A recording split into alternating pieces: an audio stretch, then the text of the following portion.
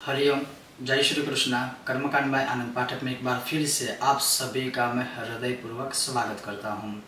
कामिका एकादशी, सभी कामनाओं को पूर्ण करने वाली एकादशी जो है कामिका एकादशी। और यह कब है? तो वैसे 24 जुलाई एकादशी सूर्यवार अर्थात रविवार के दिन यह कामिका एकादशी है। अब अगर हम अपने माह के अनुसार इसे गिने तो बहुत जगहों पर, जैसे अभी सावन माह चल रहा है जो पूर्णिमांत से वहाँ गिना जाता है, और अमावस्यांत जो सावन माह है वो अभी आने वाला है।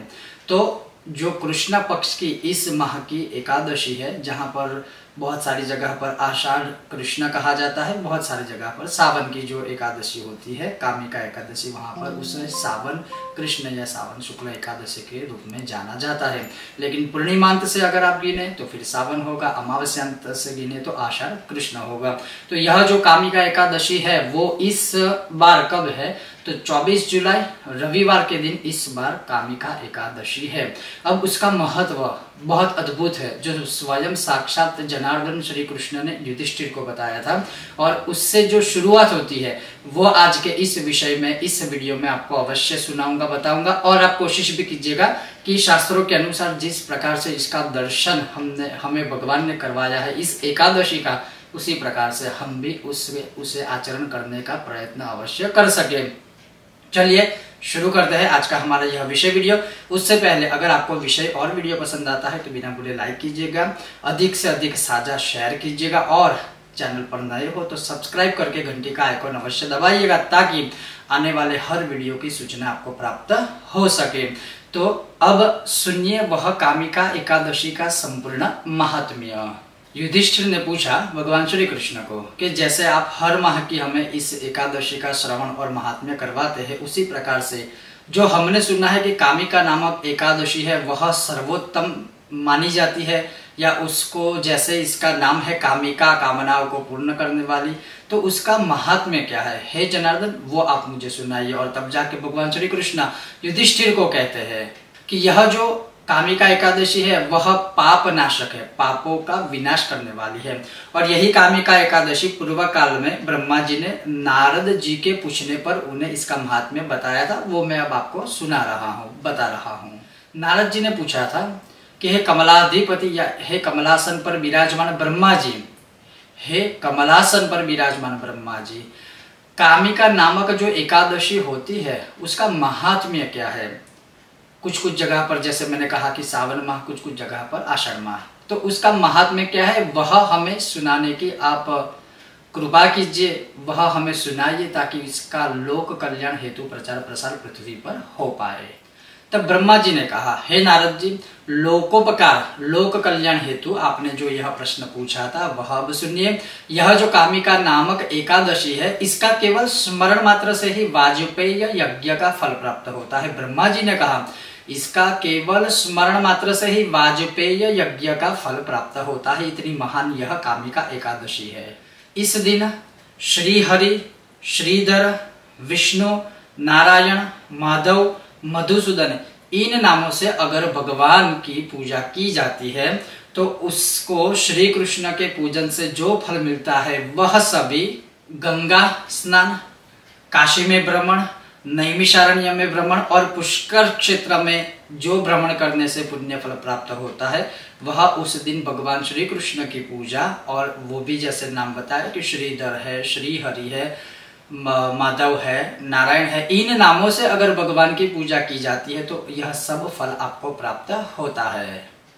जब कोई व्यतिपात में स्नान करता है, व्यतिपात में स्नान का बहुत महत्व होता है, व्यतिपात में कोई स्नान करता है, फिर कोई कुंभ के मेले में स्नान करता है, कोई दंड योग में गोदावरी स्नान करता है, और उससे जो फल प्राप्त होता है वह केवल कामिका एकादशी में भगवान का पूजन करने से, भगवान श्री कृष्ण का पूजन करने से, और भगवान श्री कृष्ण को समर्पित करने वाली इस कामिका एकादशी के व्रत से प्राप्त होता है। जो कोई मनुष्य जैसे समुद्र का दान कर देते हैं, या समुद्र में स्नान कर लेते हैं, गौ का दान करते हैं, उससे जो फल प्राप्त होता है वह केवल कामिका एकादशी से फल प्राप्त होता है। जो कोई ब्याई हुई गौ माता का दान करता है, उससे जो फल प्राप्त होता है वह केवल कामिका एकादशी से फल प्राप्त होता है। जो कोई भी मनुष्य इस एकादशी में श्रीधर भगवान विष्णु के एक नाम, भगवान विष्णु के एक स्वरूप श्रीधर का स्मरण करता है या उस नाम से पूजन करता है। अब कैसे पूजा करते हैं या कैसे स्मरण करते हैं, तो ओम श्रीधराय नमः यह बोलकर आप जैसे भगवान को टीका लगाइए, ओम श्रीधराय नमः यह बोलकर जैसे भगवान के ऊपर आप पुष्प अर्पित कीजिए, ओम श्रीधराय नमः जैसे सफेद तिल भगवान विष्णु के ऊपर अर्पित कर सकते हैं। अब शालिग्राम के ऊपर, विष्णु भगवान के ऊपर या कृष्ण स्वरूप के ऊपर श्रीधराय नमः बोलकर आप कुछ भी समर्पित अगर इस एकादशी में करते हो तो सर्वस्व प्राप्त होता है। क्योंकि जैसे मैंने आरंभ में कहा, भगवान ने जैसे कहा था कि इन नामों से अगर पूजा करते हो तो सर्वोत्तम फल की प्राप्ति होती है। और इतना ही नहीं, जो श्रीधर नाम से पूजन आदि करता है उसके द्वारा गंधर्वों और नागों सहित संपूर्ण देवताओं की पूजा हो जाती है। ऐसा फल उस साधक को प्राप्त होता है। और सभी प्रकार के जाने अनजानों में हुए या किए गए पापों का विनाश करना है तो अवश्य श्रीधराय नमः से आप भगवान विष्णु के किसी भी स्वरूप की, भगवान श्री कृष्ण की अगर पूजा या कुछ भी अर्पित करते हो भगवान को तो सभी पापों का विनाश हो जाता है। इस पाप रूपी समुद्र से निकलकर पुण्य रूपी वैकुंठ लोक में वह मनुष्य जाता है। अगर कोई मनुष्य इस कामिका एकादशी में केवल जागरण भी करता है तो उसे किसी भी जन्म में या इस जन्म में यम के दर्शन कभी करने नहीं पड़ते हैं। ऐसा ब्रह्मा जी नारद जी को कहते हैं। लालमणि, वैडूर्यमणि, वैजयंती माला, इन सबको भगवान विष्णु को अर्पित करने से भी अगर संतुष्ट नहीं होते, मतलब ये सारी चीजें अर्पण करने के बाद भी भगवान विष्णु प्रसन्न नहीं होते, अगर आप कामिका एकादशी का व्रत करते हो, मतलब ये सारी चीजें अर्पण करने से जो फल प्राप्त होता है वह केवल एक कामिका एकादशी से भगवान विष्णु प्रसन्न हो जाते हैं। जैसे मैंने कहा कि रात्रि जागरण करने से सर्वस्व की प्राप्ति होती है। और सबसे बड़ा महत्व कि जिसने तुलसी जी की मंजरियों से भगवान श्री कृष्ण या भगवान श्री विष्णु की पूजा कर दी है, उनके लिए तो मान लीजिए कि कण से कण रूपी पाप से लेकर क्षण से क्षण रूपी पाप, अर्थात छोटे से छोटे पाप से लेकर एक एक प्रति सेकंड में भी किए हुए पापों का विनाश हो जाता है। उसके घर भगवान श्री कृष्ण स्वयं स्थिर रूप से निवास करते हैं। भगवान श्री हरि लक्ष्मी सहित स्थायी रूप से निवास करते हैं अगर कोई मनुष्य तुलसी जी की मंजरियों से भगवान श्री हरि की पूजा करता है। उस दिन अर्थात कामिका एकादशी दिन कोई श्री कृष्ण मंदिर में भगवान का दर्शन करता है या श्री कृष्ण के पैरों को, चरणों को स्पर्श करता है, कोई भगवान श्री हरि विष्णु के मंदिर में दर्शन करता है या उनके चरणों को स्पर्श करता है तो उन्हें जन्मों जन्म के पापों से मुक्ति मिलती है। या फिर कोई श्री कृष्ण या शालिग्राम भगवान या विष्णु भगवान का अपने ही घर पर अभिषेक करता है तो उसे भी यमराज के कभी दर्शन नहीं करने पड़ते हैं, अर्थात उसे यमलोक की कभी भी प्राप्ति नहीं होगी।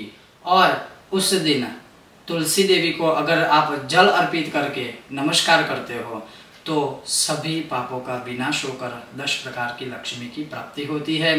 तो इस प्रकार से कोई भी मनुष्य अगर इस कामिका एकादशी का व्रत करता है या इस महात्म्य को सुनता है, उसके पितर भी अगर अधोगति में है तो वह ऊर्ध्वगति प्राप्त करके पितृलोक में निवास करने लगते हैं और भगवान श्री हरि, भगवान श्री विष्णु कृपा से उन पितरों को सदगति प्राप्त होती है। और जब पितरों को सदगति प्राप्त होती है तो उनके जो वंशज है, जो पृथ्वी पर पितरों की वजह से या पितृदोष की वजह से पीड़ित है, वह सब उस दोष से मुक्त हो जाएंगे।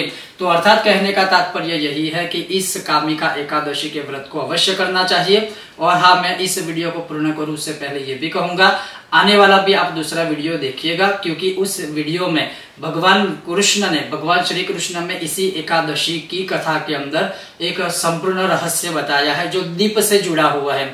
तो वो भी अवश्य देखिएगा और कोशिश कीजिएगा कि इस कामिका एकादशी का व्रत आप सब कर सके। लेकिन वो भी कहूंगा कि गर्भवती महिलाओं को इस व्रत या किसी भी व्रत को करने की जरूरत नहीं है।